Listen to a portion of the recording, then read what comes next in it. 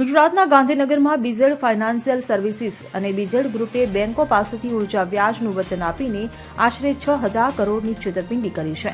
આ કેસમાં સીઆઈડી ક્રાઇમે કાર્યવાહી કરીને ગાંધીનગર, અરવલ્લી, સાબરકાંઠા, મહેસાણા અને વડોદરામાં દરોડા પાડ્યા હતા. આ સમયગાળા દરમિયાન એક એજન્ટ સહિત 7 લોકોની ધરપકડ કરવામાં આવી હતી. જ્યારે કંપનીના સીઈઓ ભૂપેન્દ્રસિંહ ઝાલા ફરાર છે, પરંતુ આ મામલે રોજ નવા વળાંક સામે આવી રહ્યા છે. ત્યારે આ મામલે ભૂપેન્દ્ર ઝાલાએ આગોતરા જામીન અરજી કરી હતી, જેની આજે સુનાવણી હાથ ધરવામાં આવી છે. જેમાં પ્રિન્સિપલ ડિસ્ટ્રિક્ટ કોર્ટે ભૂપેન્દ્ર ઝાલાના આગોતરા જામીન ફગાવ્યા હતા. સરકારે લગાવેલી જીપીઆઈડી અને તેની યોગ્યતા ઉપર સવાલ વચ્ચે કોર્ટનો ચુકાદો આપ્યો છે.